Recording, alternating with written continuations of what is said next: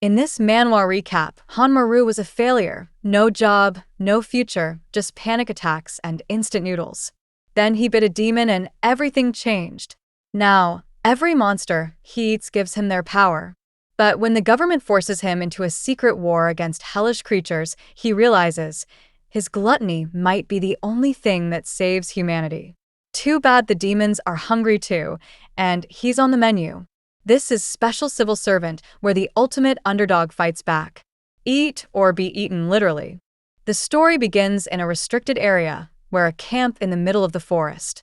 A brown-haired guy is lying on the ground with blood on his face and shirt. In front of the brown-haired guy, a bunch of people are dead, desperate. The brown-haired guy says that there's something inside this yellow dust. The outline of something approaches the brown-haired guy, drawing a gigantic sword completely bathed in red, with a few bells on the tip. The brown-haired guy begs for help, but at that very moment, a strange creature leaps out of the bushes and grabs the brown-haired guy's foot. The brown-haired guy is dragged into the smoke, leaving a trail behind. Sometime later, the brown-haired guy's body is found dead. A group of friends looks at the brown-haired guy, commenting that the brown-haired guy shouldn't have been wandering around there. A brown-haired girl complains that now they'll have to mark it as a casualty, while the one with black hair says that judging by the footprints, they'll have to start working before it's too late. That's when the black-haired girl hears the sound of water beside her. The three turn around, and the black-haired girl starts moving with her hand in her pocket. The black-haired girl pulls out a knife and makes a cut on her hand. The blade becomes bathed, and then the black-haired girl's blood seems to interact with the sword, beginning to flow up her arm. The one with brown hair then points to the dust and says, "It's coming." The black-haired girl takes a step forward and responds that she'll handle it. That little knife appears to have absorbed the black-haired girl's entire arm and has now turned into a massive sword. On the black-haired girl's back, it shows that she is part of the Yellow Dust Task Force. The scene then shifts to a completely different place. In a building, a job interview for public service in the city of Seoul is taking place. A bunch of people are in the waiting room while numbers are called. In the meantime, a black-haired boy sitting in the bathroom says he feels like he is about to die. The black-haired boy doesn't want to go in. He just wants to go home. The black-haired boy's heart is about to explode. With his hand on his chest, heart racing, the black-haired boy says, "This is impossible." The black-haired boy goes to the sink, splashes water on his face, and tries to calm down, repeating to himself that, yes, the black-haired boy can do it. He just needs to take a few more pills, and even though there are a lot, at least they work. Suddenly, the black-haired boy glances to the side, and a little bird lands on a branch. The tiny animal looks at the black-haired boy, and the boy stares back intently. After a second of silence, the creature opens a big eye, asking what he's looking at and telling the black-haired boy that he's screwed. However, the black-haired guy isn't even that shaken, just commenting that panic attacks really are a disaster. Meanwhile, on the way to the interview room, the news report shows that 4 guys who were camping went missing on Ganghwa Island. The black-haired boy, our protagonist, keeps walking, telling himself that he can do it. The black-haired boy's name is Maru. He is 29 years old and the most average person possible. Maru is just an ordinary student from a regular school who graduated from a mediocre university and is struggling to find a job. This is the 5th year that Maru has been trying to become a public servant, and only now has Maru reached the interview stage. At that moment, a black-haired woman enters the room and calls Maru's name. He immediately stands up excitedly, saying, "Maru is here," while repeating to himself, "This time, Maru will definitely make it." Maru marches stiffly, telling himself it's going to be easy, until Maru comes face to face with the big boss behind the laptop, staring at him. Maru swallows hard, and the interviewer asks why Maru wants to become a civil servant. Maru blurts out awkwardly, shouting that Maru wants to give back to the community and help society. Yeah, that's it. But in Maru's head, he is thinking that what Maru actually wants is stability, a steady salary, a secure life, and not too many adventures. Then the interviewer asks what Maru would do if his superior did something wrong. Maru replies that, honestly, He would point out what the person did wrong and try to find a solution but would remain flexible and positive. Maru knows that if he says he wouldn't do anything, these guys won't approve him. So Maru is just lying as if he would actually get involved in other people's business. The interviewer then asks how Maru handles people. With a bright and confident smile, Maru says he's terrible at it. Maru can't communicate well, gets stressed easily, and was bullied at school because of his panic attacks and everything else. That's what Maru said, but in his head, Maru was going to say that he's super friendly, has great friends, and still keeps in touch with his classmates. The interviewer looks confused, and the fool realizes Maru said what he was supposed to think and thought what he was supposed to say. What an idiot. The interviewer just clears his throat and says they'll move on to the last question. A flash of light reflects off his glasses as the interviewer asks how Maru handled the most difficult moment of his life. Looking like a complete fool, Maru says that life has been pretty easy for him and that he hasn't really gone through much. But the interviewer insists, telling him to just mention any problem that comes to mind. Maru, all twisted up, says that nothing really comes to mind except for that time Maru went to the mountains with his father. That's when Maru recalls a memory of himself near that yellow mist. Maru's heart starts racing, and he remembers the black creature with golden eyes staring at him. Now, his breathing becomes shallow. The creature in front of Maru had countless eyes sprouting from its head, with a pile of bloody bodies on the ground, while Maru was still just a child. Now, frozen in the interview, Maru's vision begins to blur, and the chair tips backward, making Maru fall to the ground. Maru stares at the ceiling, everything spinning, until the interviewer approaches, calling for Mr. Maru, shaking Maru's shoulders and asking if he's okay. However, in the middle of his panic attack, Maru tries to hold back his vomit. Too late. The interviewer must have gotten completely drenched. And just like that, we're back at Maru's house, with him sprawled out on the bed, mumbling that it was a disaster. Maru is sure that the interview is a lost cause now. Without a job, without a girlfriend, and without friends, how is Maru supposed to live an ordinary life? Suddenly, someone knocks on the door, and Maru has no idea who it is. Still a mess, Maru stumbles to the door and opens it, asking, "What is it?" Man, it's a Chad woman. Or maybe it's not even a woman. I can't say for sure. The towering human asks why Maru didn't answer sooner. Maru calls her Mom, but then sees her stepping into the room, 3 meters tall, built like a JoJo character. But, of course, a mother is always a mother. Maru's mother says she brought him some food and was about to leave. Maru thanks his mother, asking if there's any meat. Maru's mother replies that there isn't, just kimchi and beans. Maru thanks her. Maru's mother then glances around and notices that all Maru has been eating is instant noodles, dirty napkins, and soda. Meanwhile, Maru stands there, all crooked but happy with his meal. Seeing the mess around Maru, she starts tidying up, wondering how Maru can live in such filth. Maru says he'll clean it later, but Maru's mother is more interested in how the interview went. That's the final blow. Now, the poor Maru slumps to the floor, completely defeated. Maru mutters to himself that there's no way he's telling her that he vomited on the interviewer. Maru's mother crosses her arms and smacks Maru's back, saying that if Maru can't even pass this one, there's no point in worrying. While Maru suffers, his mother keeps cleaning. A while later, Maru's mother even hands him some pocket money. He's moved by her kindness but refuses, saying that Maru is an adult now and needs to work. But, man, Maru's mother just stretches out her massive arm, activating every muscle, and Maru immediately accepts. Maru's mother scratches her gigantic chin and comments that if Maru failed the interview, then the fortune teller must have been right. Maru's mother then tells him that Maru has to visit the mountain. For a moment, Maru looks terrified. The sun is blazing, and Maru stretches as he wonders how many years it's been. Maru realizes he never imagined he'd be back here, standing in front of the mountain where everything happened. But then, Maru remembers that his mother spoke with an excellent shaman, consulting about why Maru couldn't land a job. The shaman's response was that it wasn't due to Maru's panic attacks or ADHD.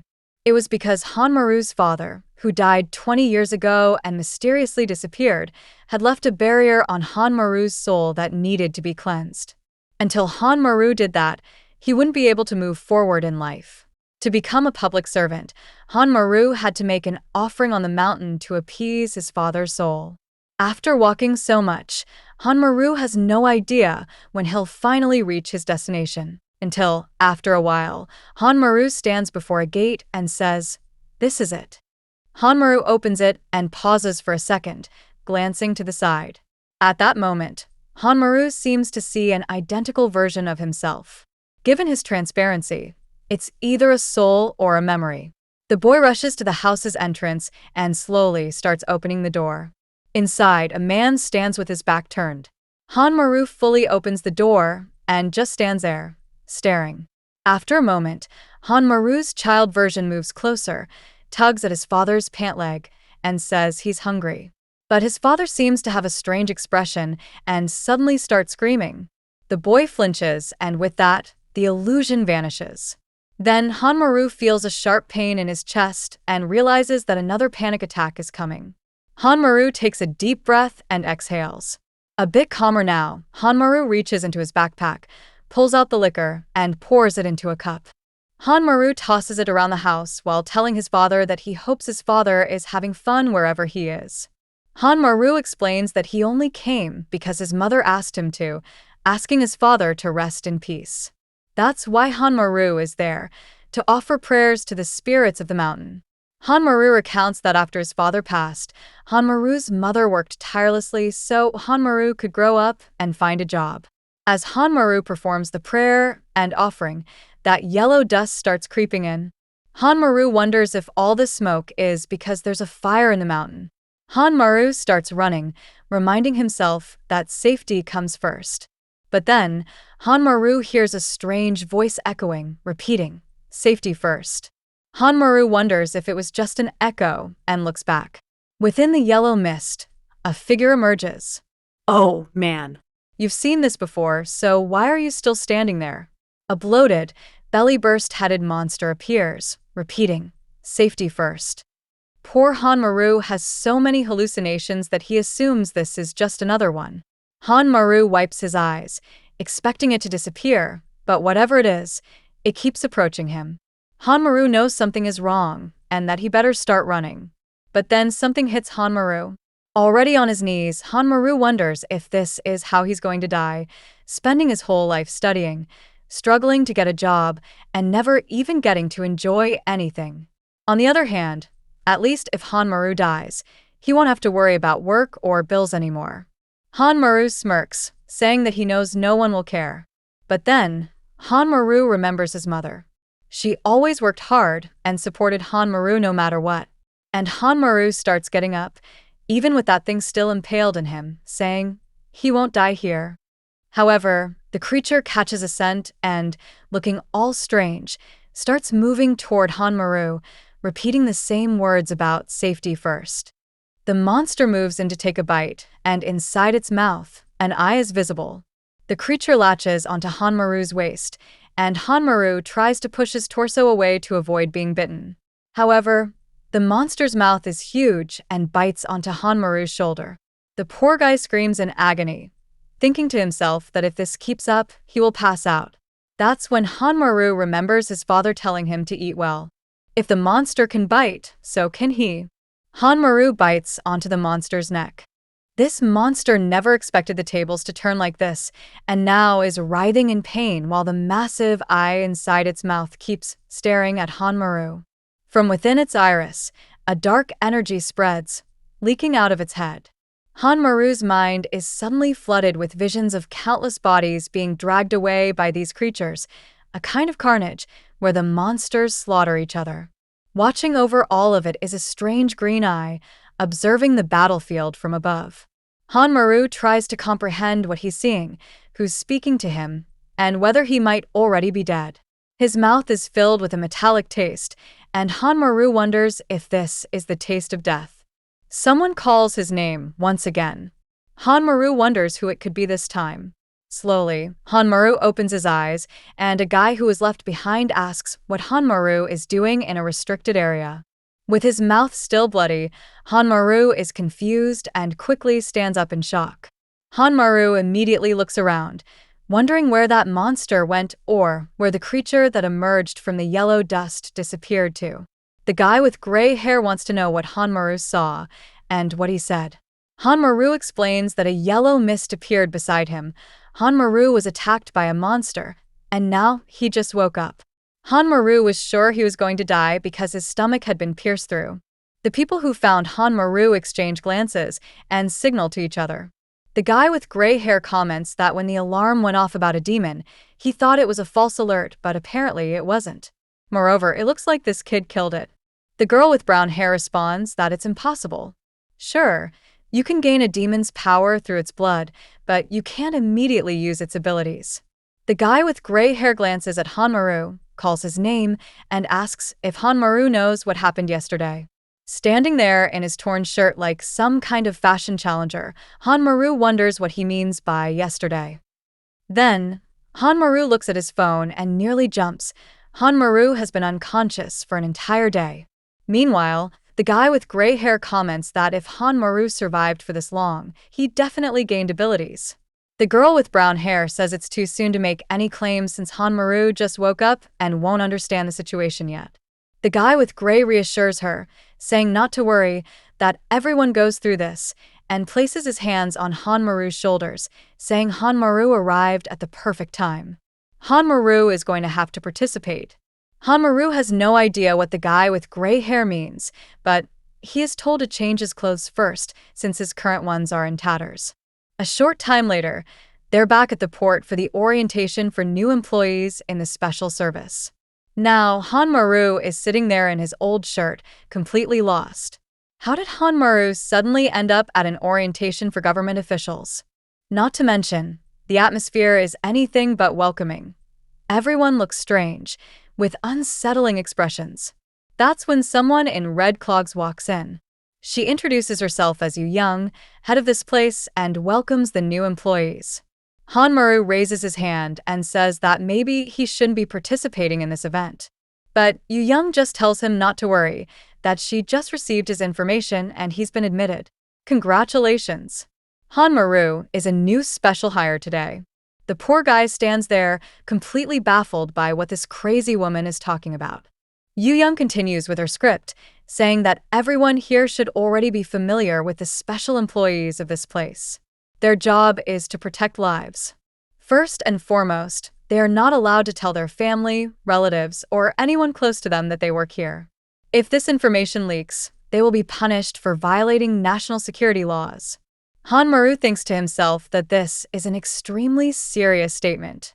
Yu Young then says that everyone here must have received new demon abilities this month. When a demon's blood enters your bloodstream, there's a small chance of gaining an ability right away. Maru realizes that this must have happened when he bit the monster's neck. Yu Young continues, saying that their lucky demons currently only inhabit the mountains. The yellow dust is the first sign that a demon is about to appear.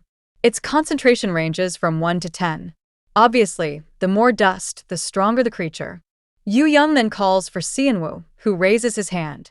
Yu Young remarks that since Xianwu received the ability from a level 7 creature, she is looking forward to seeing his potential. The handsome guy, Xianwu, responds confidently, saying he'll do his best and that Yu Young doesn't need to worry. Then, Yu Young shifts her attention to Maru. Yu Young mentions that Maru received an ability from a level 1 demon and asks what it is.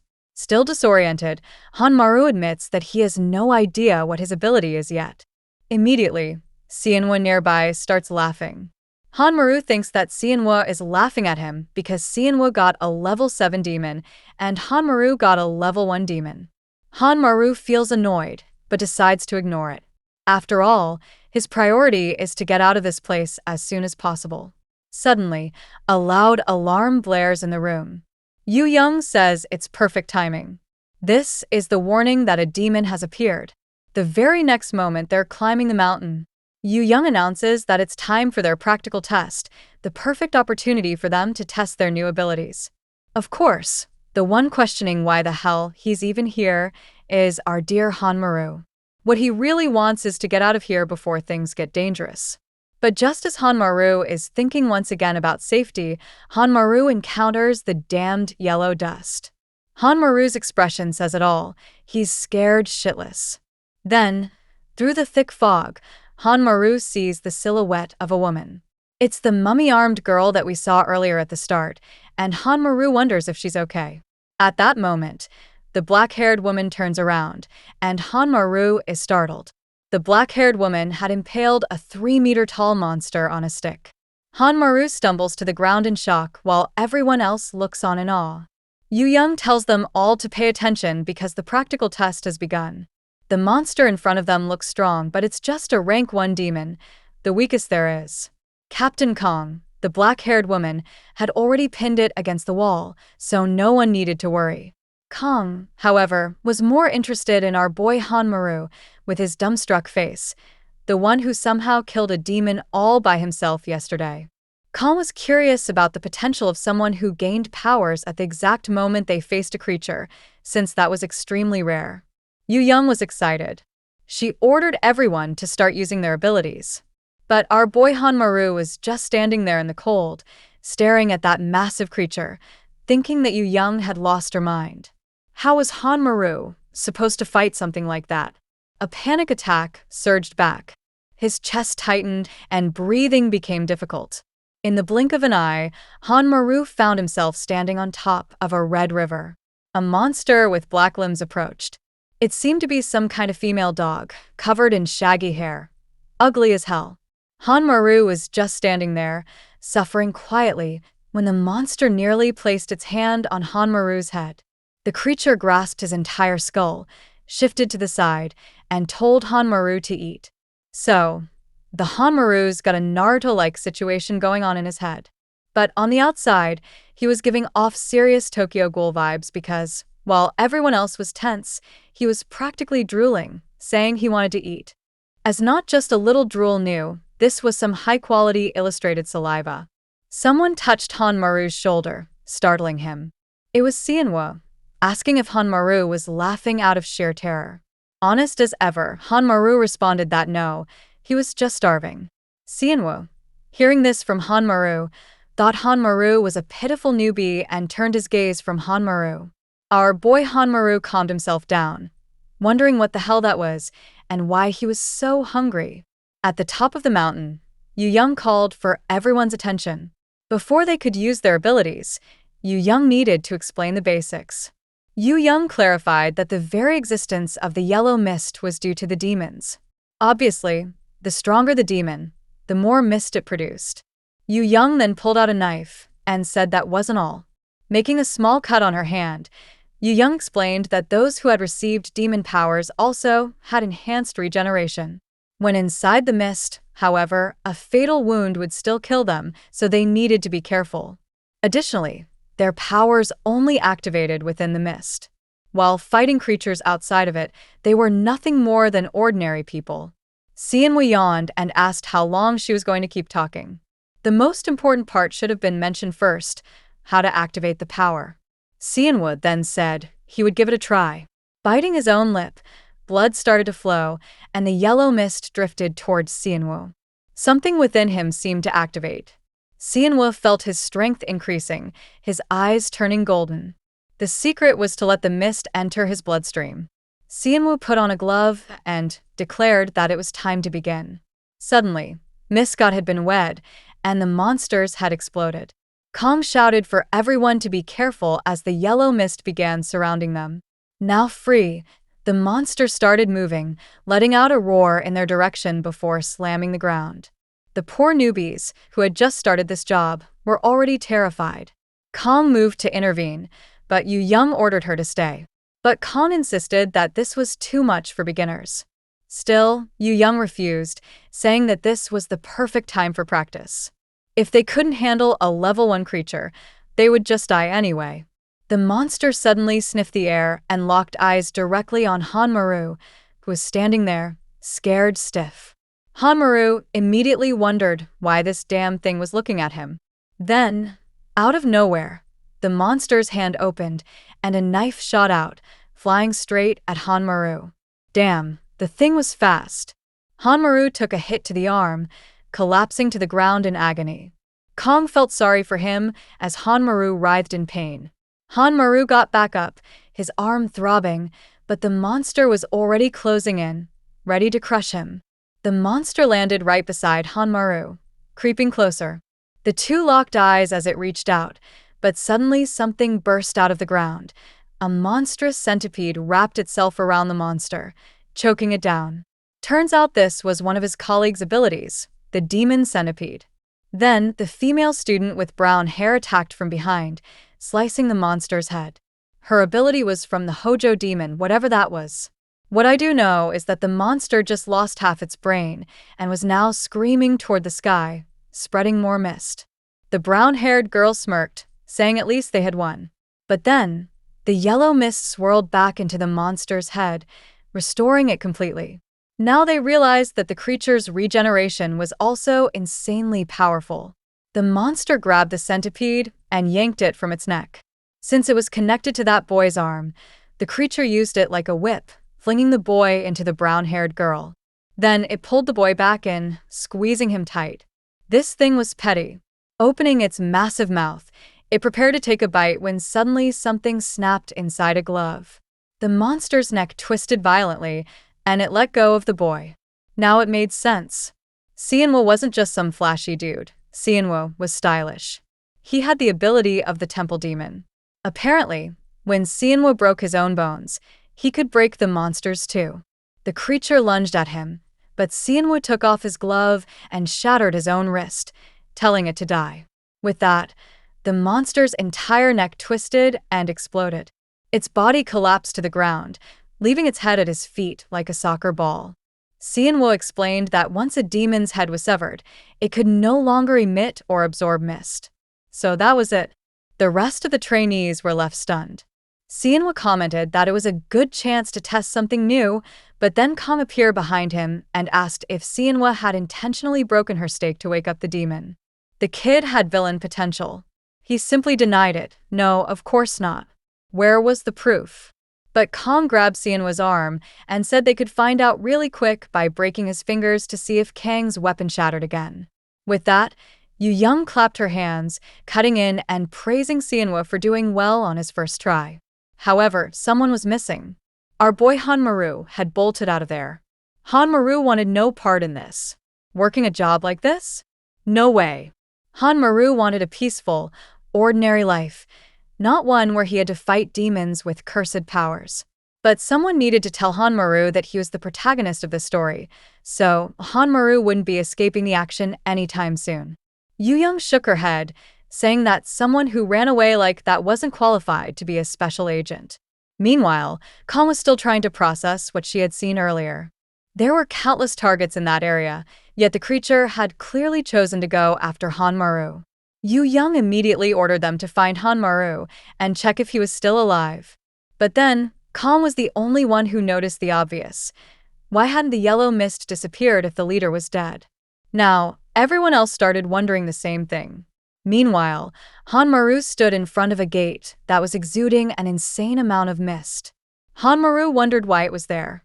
At that very moment, a new monster appeared. The thing was huge, at least 15 meters tall, and Hanmaru immediately ducked behind a bush. Why him again? Of all people, why did Hanmaru, the one most desperate to escape, have to run into something like this? Hanmaru took another peek to see if the monster had vanished, but nope. The monster was right behind him. Just then, with a dyed hair called Kong Chana. Yeah, that's her name, folks. Kong Chana asked what was going on, and Yoziak said she had received an alert from headquarters. A level 3 demon had been detected in the area. Yu Young found it odd. Demons didn't usually show up one after another like this. Kong Chana wanted to know where that monster appeared. Our boy Hanmaru was running for his life through the restricted area, skidding across the ground, shouting for help, until Hanmaru tripped over a rock and face-planted. Hanmaru got up and spotted that same house, his father's house. At least Maru knew this place and where he could hide. Maru dashed towards a house with an iron door and slipped behind it, panting, wondering what the hell that thing was. Maru peeked through a gap, reassuring himself that there was no way the monster would follow Maru this far. Of course, it was right there. Why the hell was this thing so obsessed with Maru? Not to mention, Maru had no idea what those things floating around its head were. Just then, Maru heard the sound of the gate opening. An old woman stepped inside, calling out for someone and wondering why there was so much yellow mist in the air. The old woman's cataracts were bad. The old woman couldn't even see the 15-meter-tall monster standing right in front of her. Meanwhile, the creature was grinning, ready to devour the old woman. Maru knew he had to do something to save this old woman before she got killed. The problem? Maru wasn't strong enough. How was Maru supposed to pull this off? That's when Maru remembered what Yu Young had explained. Those who had received demon abilities could regenerate wounds while inside the mist. However, a fatal wound would still be enough to kill him. Maru's hands trembled. He knew he might die. Maybe Maru should just stay hidden and save himself instead of throwing his life away for some stranger. The old woman squinted into the distance, asking if that was Changsik's mother. Even the monster seemed confused, repeating her words. The old woman took a step forward, scolding it for mimicking her. Then the old woman froze. Now, that was close. Her eyesight might have been bad, but this close-up, her cataracts weren't a problem anymore. The old woman could see the massive creature standing right in front of her. Terrified, the old woman stumbled back, struggling to comprehend what the old woman was looking at. Meanwhile, the monster just kept repeating the old woman's words. It raised a single finger, and spikes took aim. Then it attacked. Blood splattered, and Maru had thrown himself in front of the old woman and taken the hit. Sure enough, as the old woman slowly opened her eyes, she found the boy, Maru, bleeding out in her lap. Maru weakly asked if she was okay. The old woman said yes, but Maru collapsed onto her, missing an arm and piled all over. Man, our boy Maru suffers. Struggling to stay conscious, Maru told the old lady to run while wondering why Maru had been cursed with a level 1 ability. His power was as useless as the resumes Maru sent to companies. In the end, Maru was going to die, and Maru wouldn't even be able to save the old woman. All Maru wanted was for someone stronger to show up and save him for once. As Maru lay there, waiting for help, the yellow mist began seeping into Maru. Marks started surfacing on his neck, and here came the telltale cultural artwork, drool. Then, in a sudden burst, Maru lunged straight at the monster to bite it. Meanwhile, Kong Chana was sprinting through the forest. Kong Chana heard a scream behind her and turned. She burst through the gate, only to witness something insane. Maru was feasting on the monster's neck. Horrified, Kong Chana couldn't comprehend what this rookie, Maru, was doing. The creature grabbed Maru by the head and slammed him against the wall. Maru was barely conscious, but it looked like Maru had swallowed the chunk he bit off. The monster, on the other hand, was furious. Maru had taken a bite out of him. As the monster tried to flee, Kong Chana noticed something. The part that Maru had bitten was not regenerating. Kong Chana didn't understand why, but this wasn't the time to worry about that. Kong Chana charged at the monster, leaping high and grabbing one of its crystals. With that, Kong Chana activated her steel demon ability, transforming the crystal into a sword. The monster roared, hurling spikes at her. Kong Chana turned just in time and reflected them all with the blade. The monster was forced to defend itself against its own attack. But now, Kong Chana was right in front of it. Deadly. Beautiful. With a precise vertical slash, the monster was taken down by her, and with that, it crumbled into dust. The battle was finally over. Blood rained over the scene, drenching the area in red. Kong Chana approached the old woman, asking if she was okay. The old woman seemed to have fainted. Moments later, the old woman suddenly woke up, confused. Kong Chana, now completely clean, probably because the blood had turned to dust, casually reassured her, saying that a wild boar had passed through. That was all. The old woman muttered that boars often passed by around here. Kong Chana assured the old woman not to worry. Kong Chana would handle the problem. The old woman thanked Kong Chana for her hard work and returned home. Kong Chana's expression changed immediately. She turned toward Han Maru, determined to find out what Han Maru was actually. Kong Chana had never heard of someone with a level 1 ability regenerating an entire arm out of nowhere. In theory, his ability should have been weak. Our boy Han Maru, screaming in frustration, had just received a message saying Han Maru would be starting work tomorrow. But after remembering that spiked monster that nearly killed him, Han Maru had zero interest in showing up for that job. Han Maru collapsed onto his bed, muttering that there was no way Han Maru was going to that job. But on the other hand, Han Maru really did need work. Desperate for a job or not, Han Maru was too exhausted to think, so Han Maru decided to just sleep. However, if there was one thing Han Maru never got, it was a moment of peace. As always, Han Maru was dreaming about that war where the red monsters devoured and slaughtered each other. A voice called out, telling him to come back. Suddenly, Han Maru woke up in a cold sweat, panting, staring at his hands, unable to make sense of what Han Maru had just experienced. Morning had already arrived. Han Maru glanced outside, only to see that the entire mountain was on fire. Amidst the burning trees and bushes, a creature made of ashes was walking, setting everything ablaze. Then, a soaking wet girl with black hair appeared, throwing water at it. To be honest, those little splashes weren't going to do much. But the black-haired girl wasn't alone. Another person with brown hair arrived and launched an ice attack.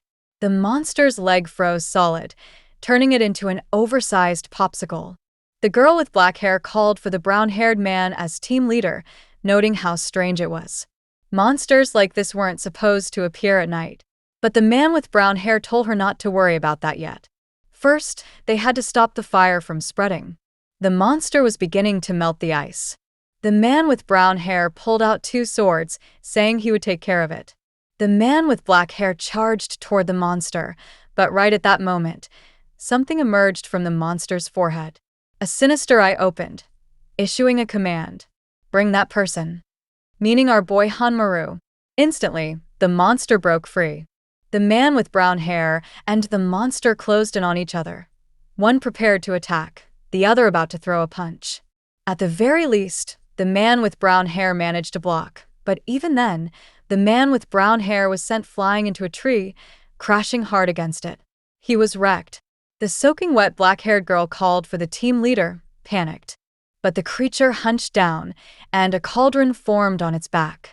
Lava began to spill out, and the brown-haired man realized that the monster was getting bigger and stronger. Meanwhile, at headquarters in Seoul, the monitors were flashing red, blaring emergency alerts. Yu Young demanded a status report. With all these warning signals, it was obvious things were going south fast. A staff member reported that 20 mountains were under attack simultaneously. The way these monsters were appearing had suddenly changed. This had only started happening this week, but no one knew why. One of the staff members interrupted, saying they were getting an urgent call from Busan.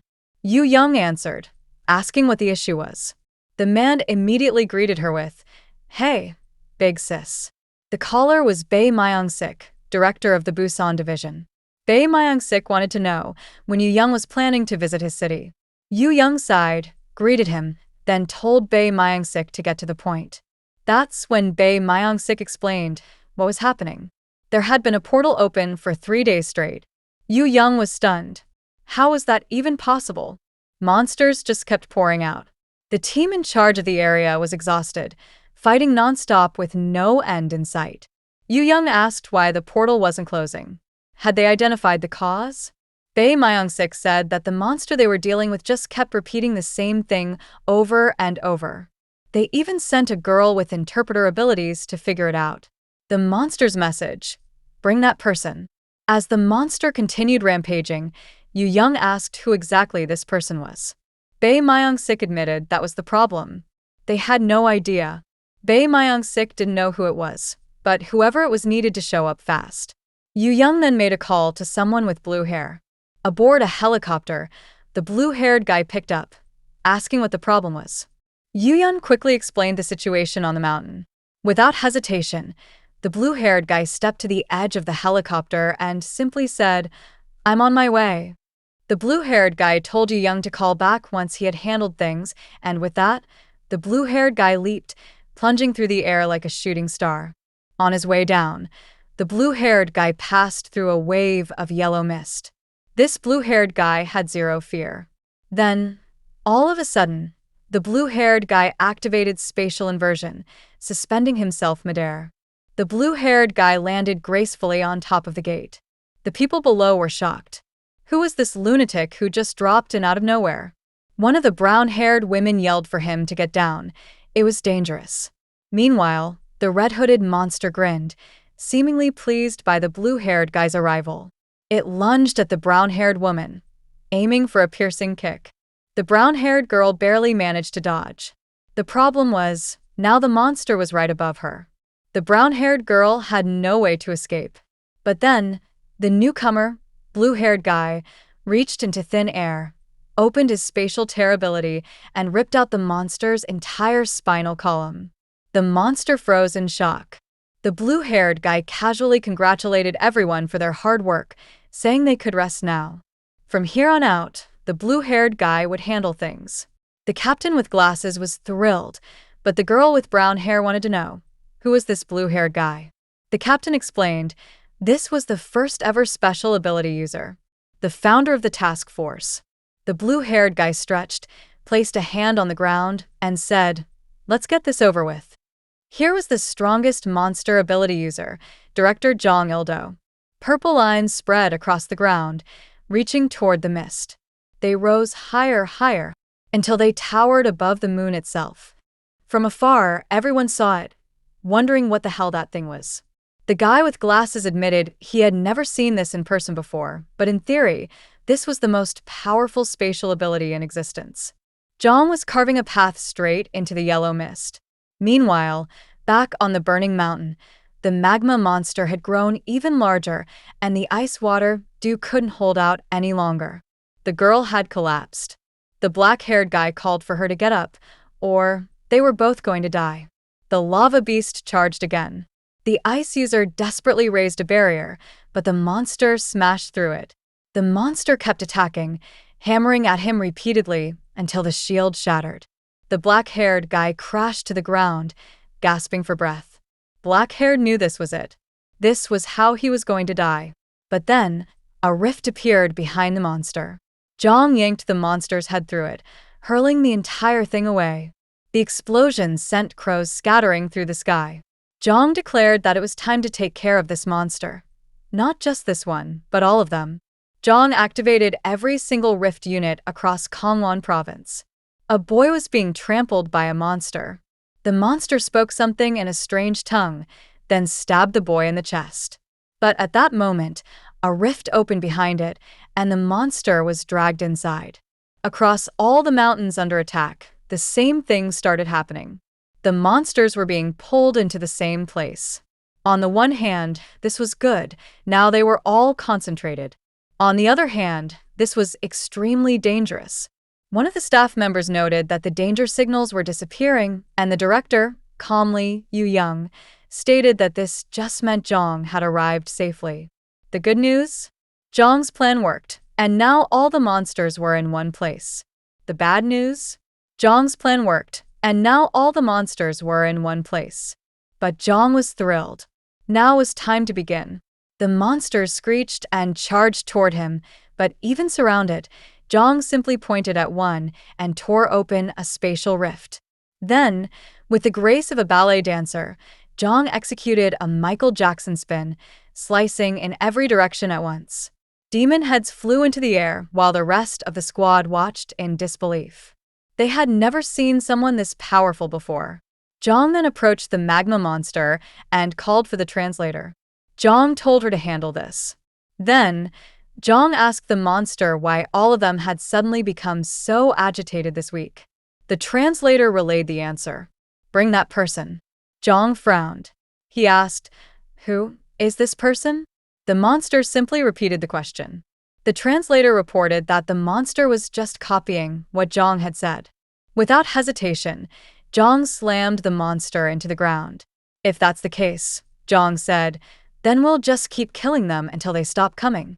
Now drenched in blood, Jong turned his attention to the gate once again.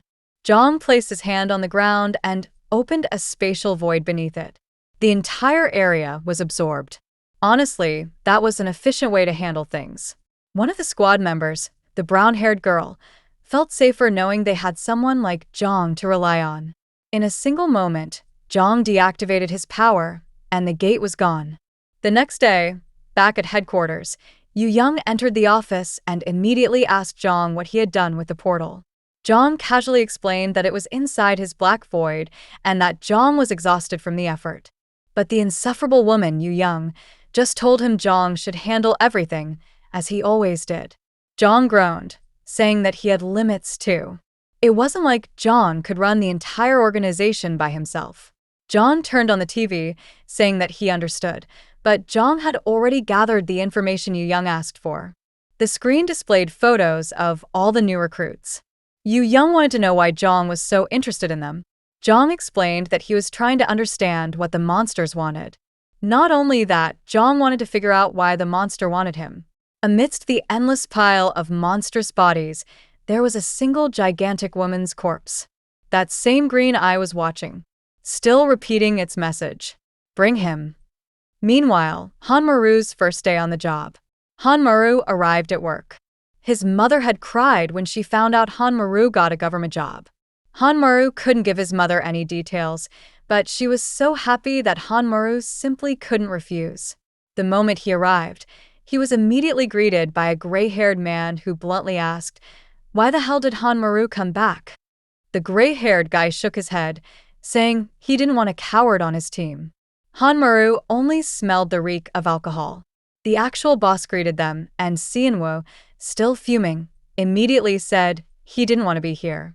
Sianwoo wanted to be transferred to the main city, but the leader with gray hair just shrugged, saying he had no idea why a level 7 had been sent to this place either. Clearly, there was some kind of issue with Sianwoo. Either way, both of them were welcome to Gangwa's team. Han Maru wondered what exactly he'd be doing here when there weren't monsters to hunt. As soon as the leader opened the door, Han Maru saw everyone in the office killing zombies and dissecting creatures. The gray-haired man called Han Maru, asking why he wasn't coming inside. But then reality hit. It was just an ordinary office like any other. That's not what Han Maru expected. The gray-haired guy in the Hawaiian shirt introduced himself as Go Deokman, the team leader. The girl with glasses was Yoon Jae-won, who had 7 years of experience. The plank guy, who had also been there for 7 years, was Kim Yabak. And the TikToker? We already knew him, Yoziak, who had 1 year of experience. Deokman told them to get along and to sit wherever they liked. Han Maru, sweating, found a seat. He wondered if everyone had been this stressed on their first day. Nervously, Han Maru greeted his new coworkers, trying to make a good impression. But then Sianwoo, sitting directly across from him, glared and told Han Maru to stop looking at him. Poor Han Maru was crushed. Sianwoo, meanwhile, was pissed that he had been sent to this isolated place. So, Han Maru turned his attention to Yoziak, who was busy browsing designer brands online. Han Maru asked what exactly their job was. Yoziak casually pointed around, explaining that they were a special unit that dealt with the yellow dust. There were 13 divisions spread throughout Seoul, and those ranked level 7 or higher were assigned to special missions. As for their island, it was mostly for incompetent people or for those who were just plain weird. Han Maru immediately related.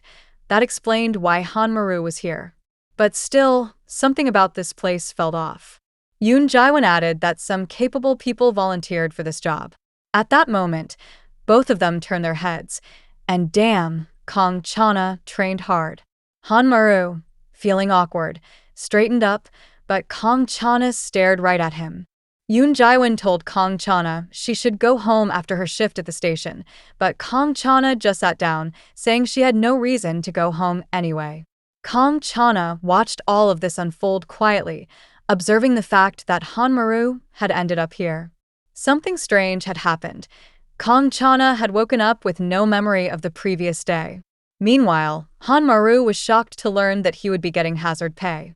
The salary was good, but the fact that hazard pay existed made it very clear that Maru's life was constantly in danger.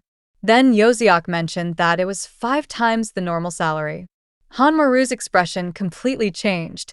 That was a lot of money. Yoziak, annoyed, told Maru to stop bothering him. Yoziak was busy. Maru, meanwhile, was just wondering what the hell he was supposed to do in this place. Time passed. Maru was getting used to things.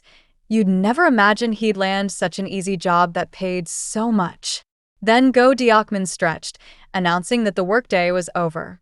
Diakman approached the 2 newbies, asking if they had any difficulties or questions. Sianwa simply said no. Maru, however, had one question. He wanted to know where monsters actually came from and why they existed. Diakman just shrugged. Nobody knew. Sianwa added that most people believed they came from above. Maru realized that nobody knew where these monsters came from, but nobody seemed to care either. Humanity was doomed. It was frustrating, but somehow these people were doing their jobs, no matter how bizarre things were. Back at headquarters, Yu Young rode the elevator down. Yu Young found Jong standing in front of a golden capsule. Jong asked her what Young thought. Yu Young glanced at some reports, commenting that the monster appearances seemed to have stabilized. Jong, however, continued staring at the swirling yellow mist, wondering what caused this sudden surge of monsters. Yu Young suggested that maybe they were getting closer to the truth. Jong wasn't so sure. Jong was staring at a fallen angel, bound and suspended upside down, with white hair, and murmured that he wasn't convinced. Jong wanted all the leaders to stay on high alert for now. If the rest of the organization found out about these details, it would cause absolute chaos. The scene then shifted to Maru, who was asking what they were talking about. The others were grilling some barbecue, casually explaining that this was exactly why they had to celebrate as much as possible. Yoon Jaewon mentioned that because of this prophecy, they tried to enjoy life every day. Confused, Maru asked them to actually explain what was going on. Diakman finally answered. There was a prophecy that in 1 year, demons would start raining from the sky. Countless portals would open all over the world, and the earth would be drenched in blood. Maru immediately thought that sounded insanely terrifying. Diakman told him to keep that information secret. It was a very classified secret. Meanwhile, Yoon Jaewon encouraged everyone to drink until they vomited. Yoziak wanted to go home, and Kong Chana warned them to be careful since they had work tomorrow. Apparently, Sianwa's biggest weakness was alcohol. It was already wasted and passed out. Maru, however, kept telling everyone to stop drinking while wondering why no one seemed to be scared about this apocalypse prophecy. At that exact moment, a golden light shone above a mountain. A gate opened in the sky. Yellow dust began pouring out, and countless hands emerged from within. The moment the first bald-headed monster began appearing, everyone's phones blared with an emergency alert. Yoon Jaewon sighed disappointedly, complaining that nighttime disasters were annoying because she just wanted some time to relax. Meanwhile, Kong Chana stood up, saying she'd be back soon. Sianwa immediately said he was going with her, but Kong Chana refused, stating she wanted to take Maru instead. Maru wanted nothing to do with this. Here, Maru was, forehead pressed against a car window, wondering how he'd ended up in this mess. Kong Chana then called Maru's name, reassuring him he didn't need to worry so much about the prophecy. Maru replied that this wasn't something to be taken lightly, but Kong Chana confidently said she was sure the people at the top were already making the necessary preparations. Maru might not know it, but countless powerful individuals worked in this organization. Right now, all they had to focus on was locating the monsters and killing them. Maru was terrified but also absolutely smitten by how cool she was. Kong Chana then mentioned that Maru seemed to have a special kind of ability, and she was excited to see what he could do. Maru was thrilled. For the first time, someone actually expected something from him. Then Kong Chana casually remarked, "I've never seen someone eat like Maru before." She wondered if it was some kind of gluttony demon ability. Hanmaru had no idea what she was talking about. Kong Chana explained that it literally seemed like Hanmaru had the power to eat monsters. Hanmaru hated the sound of that, but then the scene cut to a monster being impaled. Kong Chana had easily pinned the thing down and turned to Hanmaru, beaming. "You're really going to make me say it?" Eat it. Kong Chana explained that Hanmaru's ability seemed to prevent regeneration, so she wanted to see it in action. It was time for Hanmaru to take a bite. Hanmaru hesitated, ripping the monster's tentacle. At this point, Hanmaru figured he might as well do his job. The creature was disgusting, but he told himself to just think of it as eating octopus at a restaurant. Hanmaru leaned in, teeth bared, but barely nibbled. Kong Chana scolded him, telling him to actually put some effort into it. Hanmaru needs to bite like he means it. Hanmaru sighed and said he understood, reluctantly starting to chew. The next day, back at the office, Hanmaru was dying, his entire body ached. Sienwa immediately smirked and said he'd heard Hanmaru threw up yesterday. What an idiot. Hanmaru didn't even care. He just asked Sienwa what exactly he expected from him. Sienwa scoffed. "Someone like you should have never been sent here. They should have assigned someone actually useful. Hanmaru should be grateful Commander Kong Chana even has the slightest interest in his ability." Then Sienwa walked off, flat out calling Hanmaru useless trash. Hanmaru was completely roasted, but, to be fair, Sienwa had a point. Hanmaru needed to wake up and start trying harder. That was when the alarm rang. Kong Chana stood up, about to call his name, but Hanmaru was in the bathroom, hands on his face, trying to figure out how he was going to get used to eating monsters. He had an ability, which was good, but his ability was to eat monsters, which was not good. As Hanmaru walked down the hallway, he suddenly ran into Kong Chana and nearly had a heart attack. His soul practically left his body. Kong Chana raised an eyebrow and asked if Hanmaru had been hiding in the bathroom. Hanmaru admitted yes. He'd heard the alarm but got food poisoning after biting that creature. Kong Chana sighed, lowering her head. "So, you're really not suited for this job." She explained that Hanmaru didn't have to work for the government just because he had a special power. There was another option.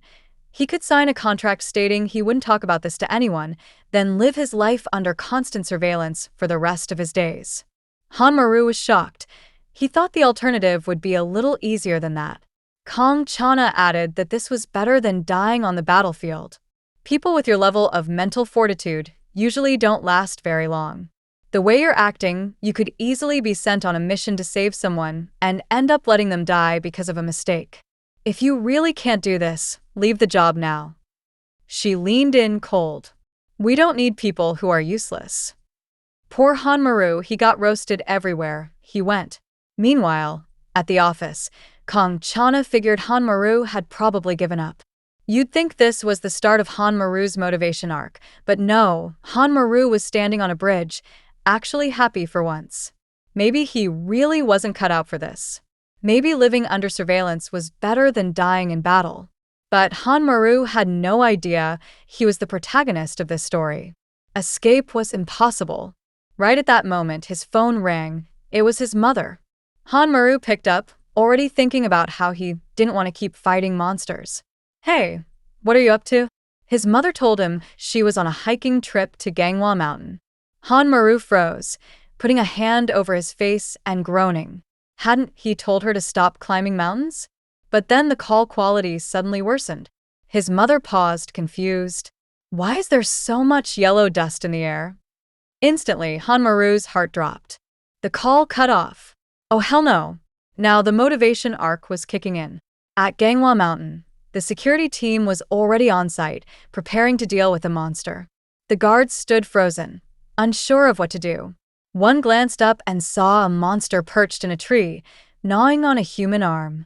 A crystal gleamed on its forehead as it smiled at them. Meanwhile, Hanmaru was sprinting toward the mountain.